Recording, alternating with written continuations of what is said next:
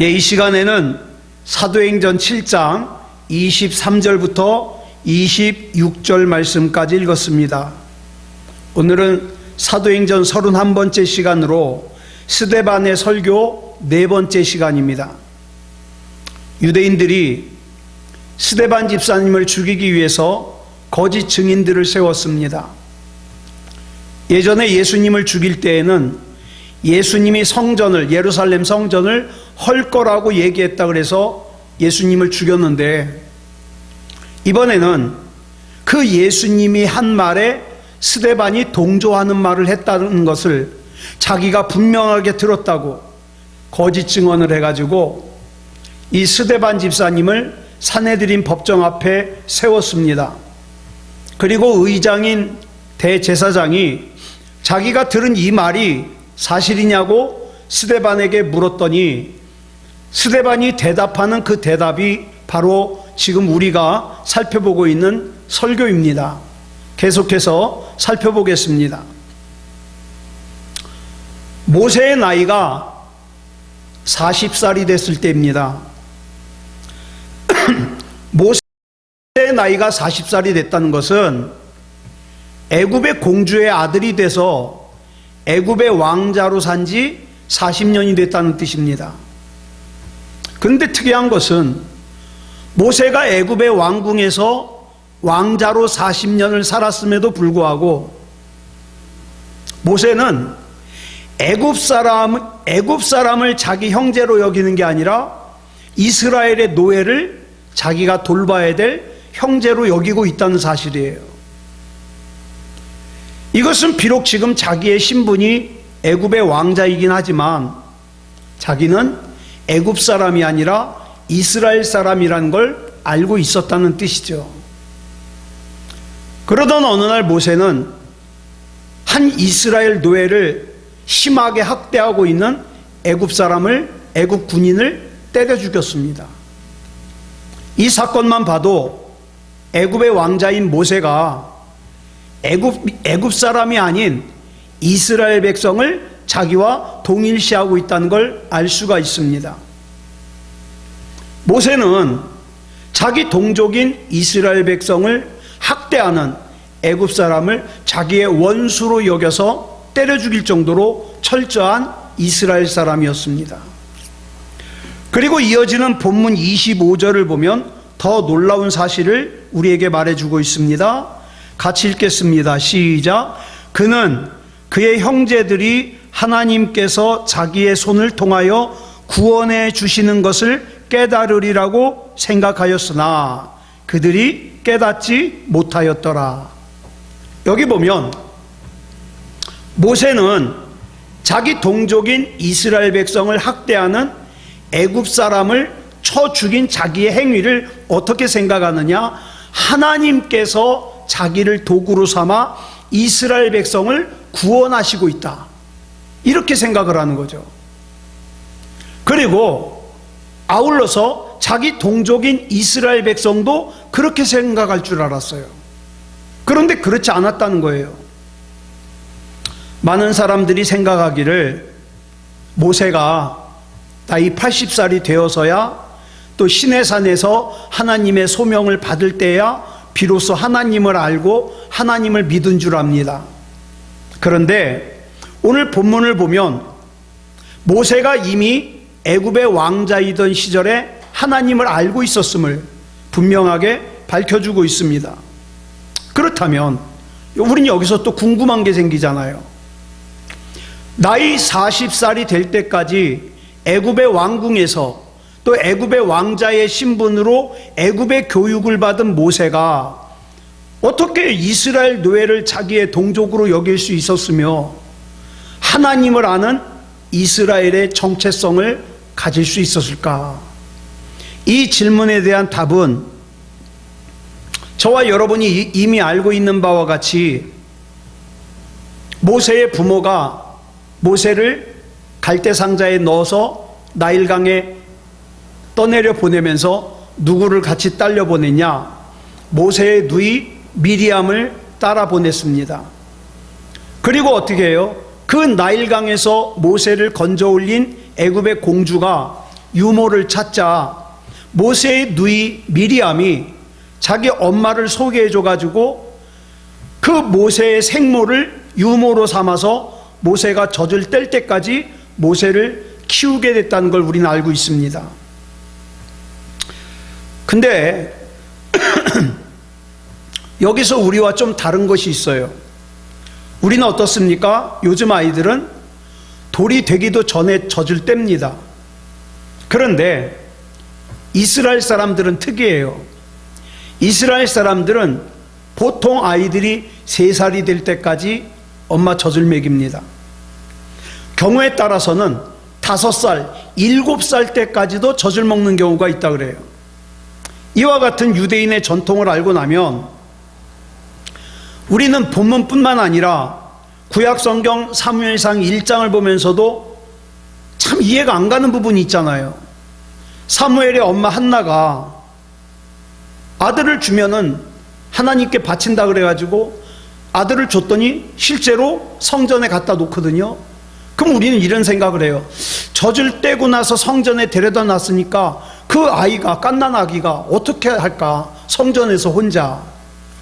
그런데 이와 같은 유대인의 전통을 알고 나면 이해가 쉽죠. 한나가 서원 기도를 하고 서원 기도대로 아들을 낳았습니다.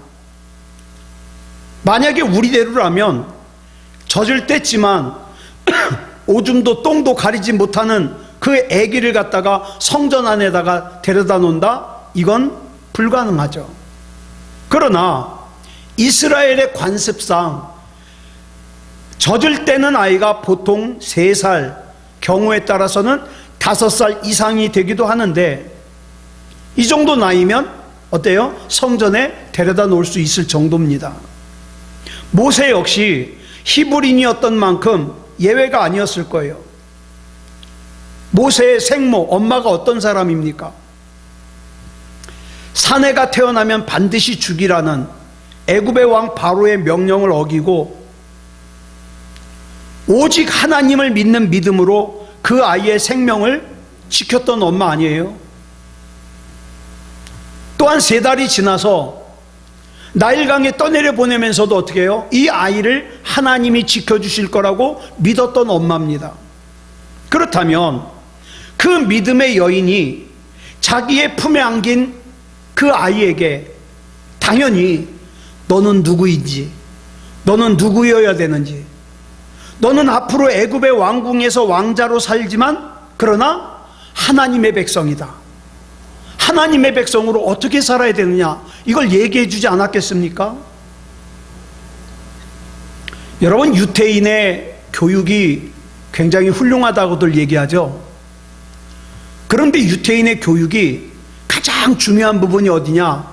젖을 먹이면서 하는 교육이랍니다. 바로 모세가 이 교육을 받은 거예요.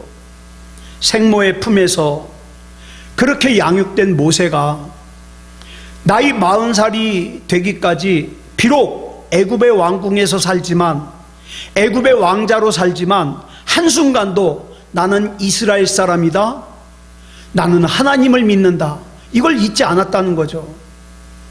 여러분, 오늘날 많은 부모님들이, 특히 예수 믿는다고 하는 부모님들조차도 어떡합니까? 자기 그 목숨보다 사랑스러운 자녀를 갖다가 세상에 빼앗깁니다. 그 공부 가르친다고 어떻게 해요? 하나님 믿는 믿음 다 깎아먹어버려요. 예. 그러니 40살은커녕 어떻습니까? 고등학교 가고 대학교 가고 그러면 어때요? 다 신앙 없어져 버리는 거죠. 그러나 자 보세요. 이 모세를 젖을 먹이면서 그 엄마가 얼마나 간절한 마음으로 너는 이스라엘 사람이다, 너는 하나님의 백성이다, 이걸 이야기해 줬겠습니까? 이것이 본문 22절에서 스데반 집사님이 이렇게 증거하고 있는 이유예요. 시작. 모세가 애굽 사람의 모든 지혜를 배워 그의 말과 하는 일들이 능하더라. 모세는 애굽의 왕궁에서 왕족들이 공부하는 것을 배우죠. 그걸 배우면서 능한 사람이 됐어요. 자, 어떤 마음으로 배웠을까요? 내가 누구며 내가 뭘 위해서 살아야 될 사람인지를 일찍이 인식하고 있는 모세는 내가 그 중요한 사명을 감당하기 위해서 지금 내가 이 애굽 왕궁에서 배우는 이 공부, 이 왕족들이 배우는 이 공부를 내가 잘 배워야 되겠다. 그래야 하나님께서 맡겨주신 그 사명을 잘 감당할 수 있을 거 아니냐. 아마 배우는데 최선을 다했을 겁니다. 그리고 마침내 모세의 나이가 40살이 되었을 때 모세가 자기 동족인 이스라엘 백성이 한 애국 군인에게 심하게 학대당하는 걸 보게 됐어요. 여러분, 이스라엘 백성이 학대당하는 것을 모세가 그날 처음 봤을까요? 아니요. 이전에도 봤습니다. 그러나 이전에는 내가 아직 준비가 되어 있지 않기 때문에 참았어요. 꾹꾹 참았어요. 그러다가 이날은 더 참지 않았습니다. 왜요? 이제 내가 40살이 됐으니까 내가 행동할 때가 되었다고 판단했기 때문이에요. 그래서 모세는 자기의 동족인 이스라엘 백성을 괴롭히는 그 애굽 병사를 손으로 죽였습니다. 그리고 모세는 이런 자기의 행동을 이스라엘 백성이 어떻게 생각하느냐? 하나님께서 자기를 도구 삼아 이스라엘 백성을 구원하실 거라는 걸로 받아들일 거라고 생각했어요. 이렇게 기대했어요. 그러나 이스라엘 백성은 전혀 그렇게 받아들이지 않았습니다. 이튿날 이스라엘 사람 둘이서 싸우는 걸 목격한 모세가 가가지고 그들 사이에 껴가지고 왜 고생하는 동포들끼리 서로 싸우냐고 화해하라고 말렸더니 그 싸우고 있던 이스라엘 사람이 모세의 말을 듣기는커녕 성경에 보면 모세를 밀쳐냈다 그랬어요. 밀쳐냈다. 누가 너를 우리의 재판장으로 세웠느냐? 어제는 애굽 사람을 죽이더니 오늘은 나를 죽일 참이냐? 이러면서 덤벼들었다는 거예요. 저는 처음에 이 말씀 읽을 때 이해가 안 갔어요. 이럴 수 있을까?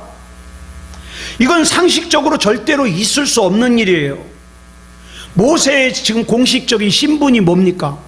애굽의 왕자예요. 이스라엘 노예들에게 있어서 애굽의 왕자는 자신들의 생사여탈권을 쥐고 있어요. 자기를 죽이기도 하고 살릴 수도 있는 존재라 이 말입니다. 그러므로 노예인 이스라엘 사람들이 애굽 사람들에게 할 수 있는 일이라고는 뭘 말하든지 순종하는 거예요. 그렇지 않으면 죽어요. 그런데 감히 노예가 애굽의 왕자의 말에 반발을 하는 거예요. 그리고 달려드는 거예요. 그것도 왕자의 몸에 손을 대고 밀어서 넘어뜨리기까지 하죠. 한마디로 말해서 죽을 짓을 하고 있는 거예요. 자, 이 노예가, 이 이스라엘 백성이 상황 파악을 못하는 바보가 아닌 이상해야 어떻게 이런 강큰 행동을 할 수 있습니까? 이유가 뭔가를 생각해 보니까 이 이스라엘 노예들은 모세가 누군지를 잘 알고 있어요. 모세가 비록 애굽의 왕자의 신분이긴 하지만 저 모세의 핏줄은 우리와 같은 이스라엘 사람이라는 거죠. 자, 모세가 젖을 뗄 때까지 어디 있었습니까?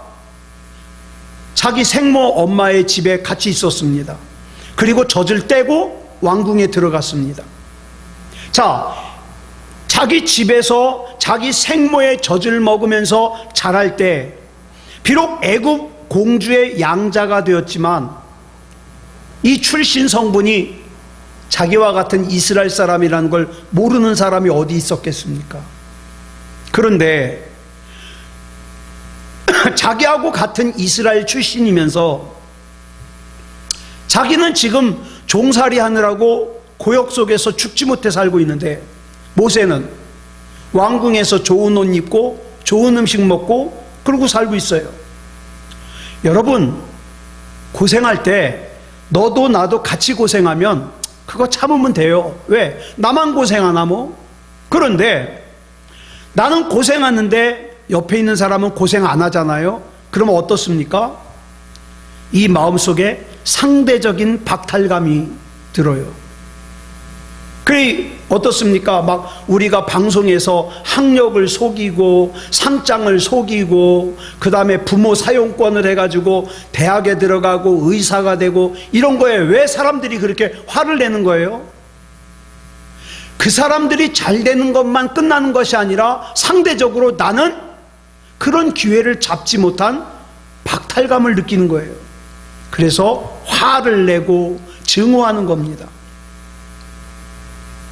그렇지 않고서야 감히 노예가 애굽의 왕자에게 덤벼들어서 심지어는 몸에다가 손까지 대가면서 밀어뜨린다? 이건 전혀 상상할 수조차 없는 일이죠. 결국 모세는 이 일로 인해서 애굽의 왕궁에서 도망할 수밖에 없었어요. 본문 29절에 보면 이 말 때문에 이 사람이 이걸 알 정도면 이 이야기가 왕궁에까지 들어가면 죽는다. 도망간 거예요. 애굽 왕자의 신분이었으면서 도리어 애굽 사람을 원수로 여기고 쳐 죽인 자기가 자기 동족에게 인정을 못 받는 거예요. 이게 얼마나 속상한 일이에요. 서글픈 일이에요. 그러니까 지금 모세의 입장이 뭡니까? 자기 동족에게는 인정을 받지 못하고 이 이야기가 애굽 왕의 귀에 들어가면 죽게 생긴 거예요. 그러니까 여기저기서 다 버림을 받은 거죠. 자, 이제 모세의 믿음과 모세의 계획과 모세의 기대가 다 어긋나 버린 겁니다. 자기의 동족을 괴롭히는 애굽인을 쳐 죽일 때 모세는 그것이 자기가 하나님의 뜻을 이루는 거라고 생각했어요. 그리고 자기의 그와 같은 행동을 통해서 하나님께서 이스라엘 백성을 구원해 주실 거라고 생각했어요. 그러나 하나님께서는 침묵하셨습니다. 역사하지 않으셨고 오히려 자기가 돌보려고 했던 이스라엘 백성은 자기에게 감사를 표현하기는커녕 도리어 공개적으로 배척했어요. 그래서 모세는 도망했습니다. 모세가 그렇게 애굽의 왕궁에서 피신해서 40년이라는 시간이 또 흘렀어요. 이제 모세의 나이가 80살이 되었습니다. 하나님께서는 80살이 된 모세를 시내산에서 부르시고 드디어 그 모세를 통해서 출애굽의 대역사를 이루시겠다고 하는 거예요. 자, 보세요. 40년 전, 그러니까 모세가 40세였을 때, 그때는 어땠습니까? 애굽 왕궁의 그 왕족들만 공부하는 걸 배웠어요. 게다가 모세는 40살이라 힘이 좋아요. 왕자의 신분이에요. 이미 애굽에서 타의 추종을 불허하는 탁월한 지도자의 면모를 가졌어요. 그 젊은 나이에 모세는 또 어떤 마음이 있었습니까? 자기 스스로 나는 내 백성 이스라엘을 하나님께서 구원하시는 일에 쓰임받는 도구다, 이런 좋은 마음도 있었습니다. 그런데 결과가 뭐예요? 고작 애굽의 군인 한 명 때려 죽이고 살인자가 돼서 도망가는 거예요. 여러분, 나이 40살의 젊은 모세는 그가 가지고 있는 지식, 그가 가지고 있는 능력, 그가 가지고 있는 신분으로 이스라엘 백성을 구원하기는커녕 자기 생명 하나 부지하기도 힘이 들었어요. 그런데 그런 모세가 이제 40년이 더 흘러서 80살이 됐습니다. 그러니까 40년 전보다 더 형편없어진 거예요. 나이는 이미 80살이라서 몸이 늙고 힘이 없어요. 게다가 신분은 양치는 목동이에요. 그것도 자기 양 한 마리도 없어요. 자기의 장인 이드로의 양을 대신 치는 거예요. 그러니 40년 전에 그 좋은 스펙으로도 하지 못했던 일을 40년 후에 한다? 이건 불가능합니다. 불가능해요. 그런데 여기서 우리가 반드시 기억해야 될 중요한 것이 있습니다. 뭐냐? 우리 하나님은 가능성으로 일하시지 않으신다. 이거예요. 우리 하나님께서는 가능성이 전혀 없는 80살에 아무것도 가진 것이 없는 늙은 양치기 모세를 통해서 역사하시기 시작했어요. 그렇다면 40세의 젊은 모세와 80세의 늙은 모세 사이에 도대체 무슨 일이 있어서 어떤 변화가 있었기에 나이 40살의 모세는 하나님이 사용하지 않으셨는데 나이 80살의 모세는 하나님이 사용하셨을까? 굉장히 중요한 게 있어요. 다시 한번 봅니다. 40세의 젊은 모세는 왕자의 신분도 있어요. 젊음도 있어요. 힘이 있어요. 그래가지고 그 마음속에 나는 하나님이 조금만 도와주시면 될 것 같아. 왜? 내가 가진 게 많으니까. 그래서 그 뒤에 내용을 보면 자기 마음대로 때를 결정해요. 여러분, 그 이스라엘 백성을, 학대받는 이스라엘 백성을 구원하기 위해서 기도했어요? 안 했어요. 자기 마음대로 때를 결정하고 자기 마음대로 하나님의 도구가 되는 걸 결정해버렸어요. 그러나 나이 80의 늙은 모세는 아무것도 가진 게 없었기 때문에 주님이 아니면 안 돼요. 그래서 하나님께서는 둘 중에 가진 게 많은 40살의 젊은 모세보다 주님이 아니면 안 되는, 가진 것이 없는 80살의 늙은 모세를 사용하신 거예요. 사랑하는 여러분, 저와 여러분이 이 땅에서 살면서 참 부지런히 준비라는 걸 합니다. 늙어 고생하지 않으려고, 내 자식 고생시키지 않으려고 여러 가지 준비를 합니다. 뭐 돈도 모아놓고요, 집도 사놓고요, 여러 가지 준비를 합니다. 여러분, 그런데 이거 기억하시자고요. 저와 여러분 가운데 주님이 아니라도 되는, 난 이게 있으니까, 난 좋은 직장이 있으니까, 난 돈 모아놓은 게 있으니까, 난 집이 있으니까, 난 그다지 주님이 아니어도 돼. 그런 것이 있다면 우리 주님이요, 기다리십니다. 기다리세요. 언제까지 기다리실까요? 저와 여러분의 가장 깊은 곳으로부터 주님, 나는 주님이 아니면 안 됩니다. 주님만 바라봅니다. 이렇게 주님만 바라볼 때까지 기다리셔요. 신앙생활을 하는 사람들 중에 자기의 신앙 고백을 담아서 자녀의 이름을 짓는 경우가 많아요. 뭐 요셉, 또 에녹, 뭐 이렇게 요한, 뭐 이렇게 이름을 짓죠. 이런 경우 그 자녀의 이름을 보면 그 부모가 어떤 신앙을 가진 사람인지를 짐작할 수 있습니다. 출애굽기 18장을 보면 모세가 광야에서 두 아들을 낳아요. 두 아들을 낳는데 첫째 아들의 이름을 뭐라고 짓냐? 게르솜이라고 지어요. 여기서 이 게르솜이라는 이름의 뜻이 뭐냐? 나그네라는 뜻이에요. 미디안 광야에서 첫 아들을 낳아서 가슴에 안은 이 모세가 자기 아들의 이름을 나그네라고 지은 이 모세의 심정을 우리가 좀 알아야 되겠죠. 이런 겁니다.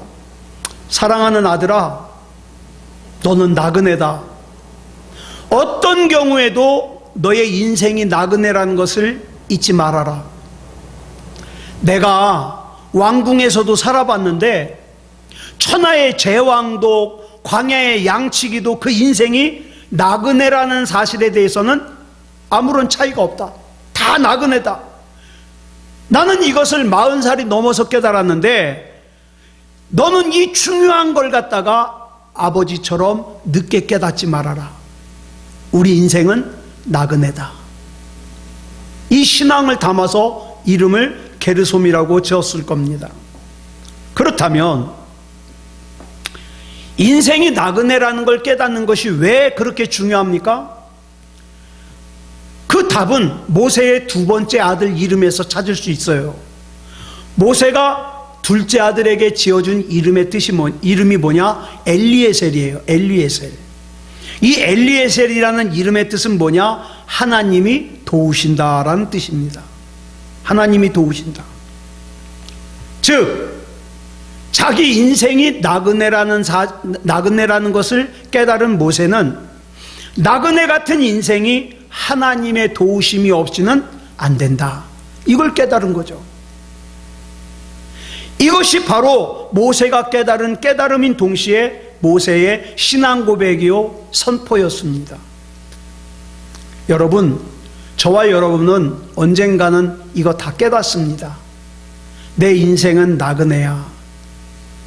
내가 그렇게 손에 쥐려고 몸부림쳤던 게 이게 정말 아무것도 아닌 것이 되는 거죠. 그런데 이걸 깨닫긴 깨닫는데 언제 깨닫느냐가 중요한 거예요. 나에게 아직 시간이 많이 남았다 생각하는 사람은 안 깨달아요. 그러다 보니까 어떻습니까? 그 다음에 엘리에셀, 하나님이 도우신다가 오질 않아요. 내 인생이 나그네라는 사실을 깨닫는 사람에게 엘리에셀이 오는 거예요. 여기서 우리는 왜 하나님께서 사랑하시는 아브라함의 후손인 이스라엘로 하여금 애굽에서 종살이를 하게 하셨는가, 그 이유를 알 수 있습니다. 사도행전 7장 6절을 보면 아브라함의 후손인 이스라엘 백성에 대해서 이렇게 기록하고 있어요. 시작. 하나님이 또 이같이 말씀하시되 그 후손이 다른 땅에서 나그네가 되리니 그 땅 사람들이 종으로 삼아 400년 동안을 괴롭게 하리라 하시고, 하나님께서 이스라엘 백성으로 하여금 종살이를 하게 하신 것은 그들 자신이 나그네라는 사실을 깨닫게 해주시기 위함이라는 거죠. 사랑하는 여러분, 이거 빨리 깨닫는 사람이 지혜로운 사람이에요. 왜요? 자기 인생이 나그네라는 사실을 빨리 깨닫는 사람만이 겸손하게 나를 도우시는 하나님께 내 인생을 전부 맡길 수가 있거든요. 그렇다면 누가 진짜 지혜로운 사람이겠습니까? 이 세상은 우리의 목적지가 아니라 그저 잠깐 거쳐가야 될 광야요. 그 광야의 인생은 우리가 이 세상을 떠나 영원한 하나님의 품에 안기기 전까지는 그저 나그네에 지나지 않음을 깨닫는 거예요. 난 나그네다. 그런 사람만이 나를 도우시는 하나님에 의해서 귀하게 쓰임받을 수 있습니다. 모세는 젖을 뗄 때까지 생모의 품속에서 나는 하나님의 백성이다. 나는 이스라엘 사람이다. 내가 믿는 하나님이 어떤 분이냐? 하나님께서 나에게 맡겨주신 사명은 무엇이냐? 이걸 귀가 따갑게 들었어요. 귀가 따갑게. 네. 여러분, 지혜로운 부모는 그렇습니다. 너는 하나님을 떠나면 안 된다. 너는 하나님이 아니면 안 돼. 하나님께서 내게 맡겨주신 사명이 뭔가를 생각해라. 근데 어리석은 부모는 돈 많이 벌어라, 잘 살아라, 떵떵거리고 살아라, 다른 사람들 머리 위에서 살아라, 이런 걸 가르친다고요. 다르죠. 그리고 자기가 하는 일이 하나님의 뜻이라는 믿음도 가져야 돼요. 하나님의 뜻이라는. 그런데 모세는 불행하게도 나이 40살 때 자기가 나그네라는 걸 몰랐어요. 그래서 자기가 왕궁에서 배운 지식과 능력을 믿었어요. 이 정도 있으면 내 백성인 이스라엘을 구할 수 있을 거야. 그러나 그가 그토록 믿었던, 신뢰했던 그 학식과 능력과 젊은 힘은 이스라엘 백성은 고사하고 자기 자신조차도 지켜주지 못했습니다. 그러나 그랬던 모세가 자기가 나그네임을 깨닫고 겸손하게 하나님 앞에 자기의 삶을 맡겼을 때 그의 나이 80의 노인의 몸으로 이스라엘 백성을 애굽에서 구해내는 놀라운 사역을 감당할 수 있었습니다. 그러면 이 일의 시작이 뭐로부터 시작되냐?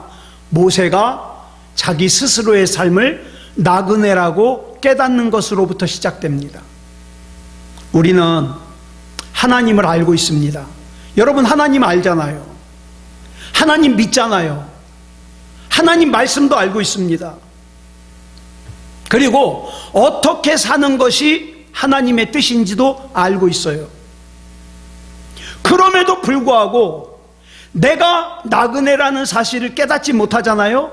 그러면 나를 도우시는 하나님의 능력보다는 내가 잠깐 움켜쥐고 있는 세상의 지식, 세상의 소유, 세상의 능력을 더 중요하게 여기고 이걸 움켜쥡니다.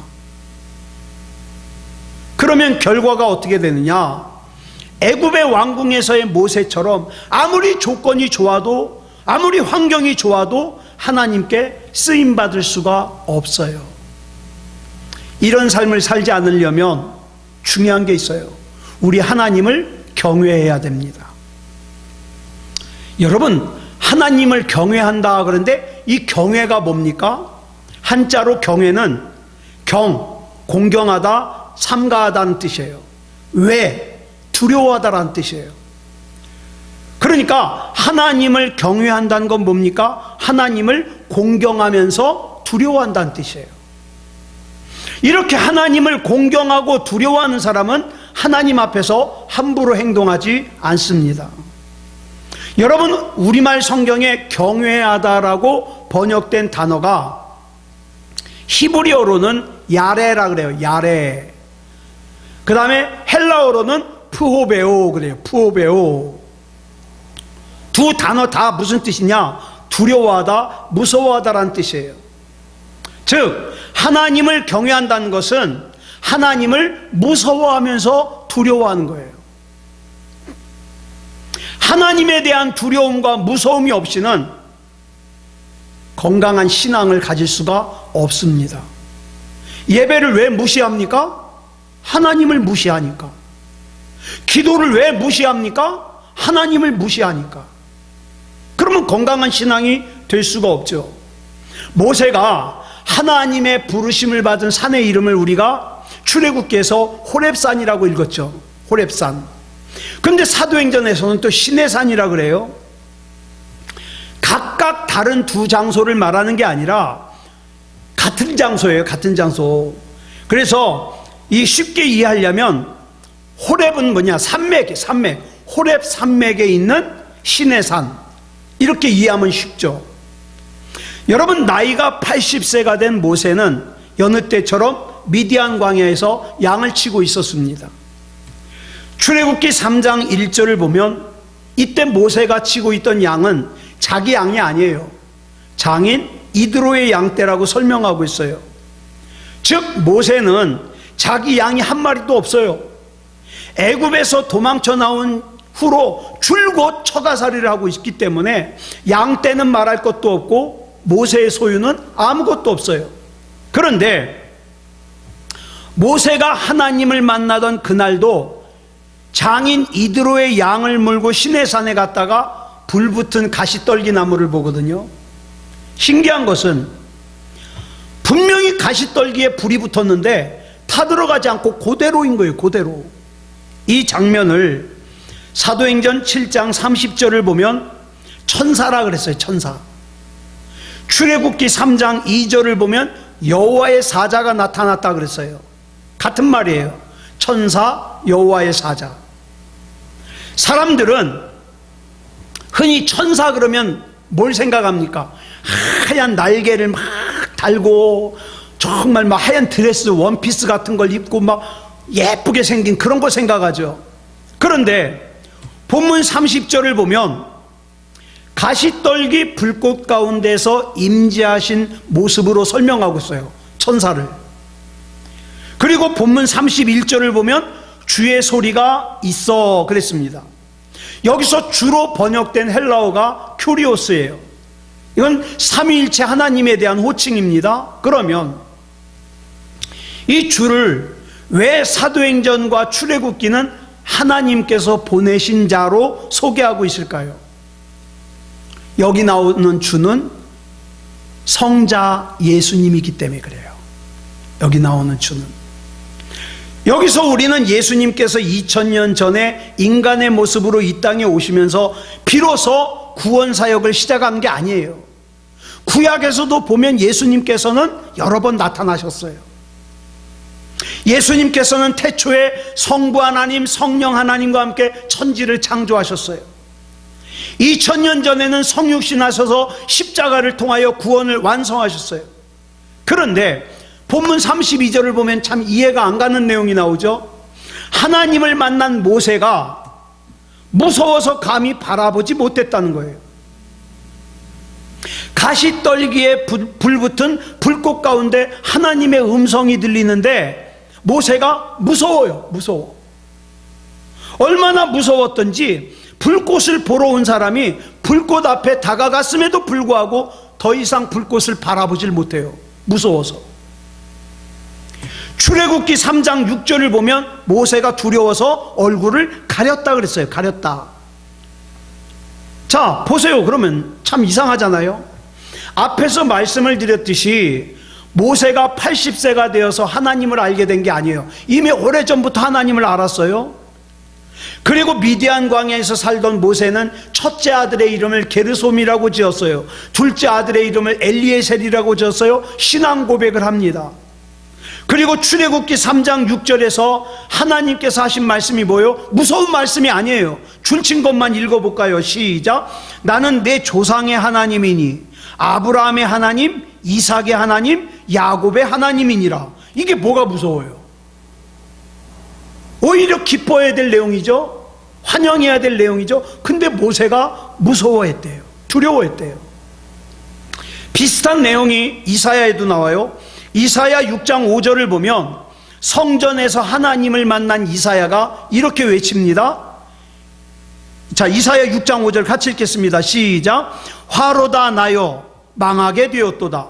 나는 입술이 부정한 사람이요 나는 입술이 부정한 백성 중에 거주하면서 만군의 여호와이신 왕을 배웠음이로다. 무서워요. 또 마태복음 17장을 보면 예수님께서 변화산에서 엘리야와 모세를 만나는 장면이 나오죠. 이 광경이 얼마나 황홀하고 좋았던지 베드로가 예수님께 그러죠. 아, 예수님 여기 천막 텐트 3개 치고서 그냥 여기 눌러 살죠. 이거 너무 좋으니까. 그런데 마태복음 17장 5절에 보니까 하늘에서 음성이 들려요. 뭐라고 들려요? 시작. 이는 내 사랑하는 아들이요 내 기뻐하는 자니 너희는 그의 말을 들으라. 여러분, 이 말씀 가운데 무서운 내용이 있어요? 없잖아요. 그런데 그 다음 6절을 보니까 뭐라 그랬어요? 제자들이 듣고 엎드려 심히 두려워하니. 여러분, 본래 바울은 예수 믿는 사람들을 잡아 가두고 핍박하던 사람이었습니다.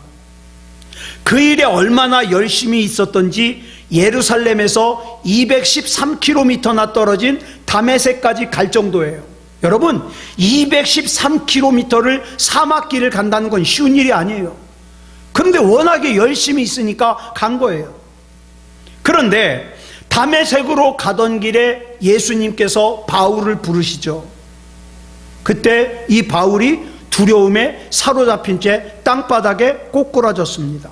눈마저 멀었어요. 조금 전까지만 해도 멀쩡했던 그 바울이 순식간에 앞도 못 보고, 그래서 어떻게 해요? 옆에 있던 사람들의 부축을 받아가지고 다메섹으로 들어갔을 때 그 두려움이 얼마나 컸겠습니까?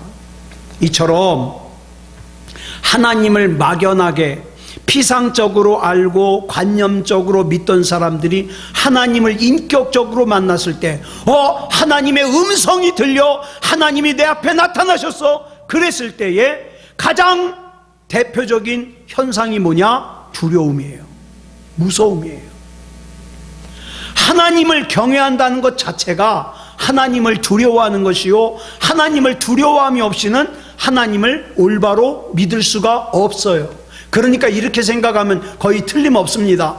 여러분이 열심히 교회를 다녀요, 신앙생활이라는 걸 하는데 여러분 마음속에 하나님에 대한 두려움이 조금도 없다, 신앙생활 잘못하고 있을 가능성이 크죠.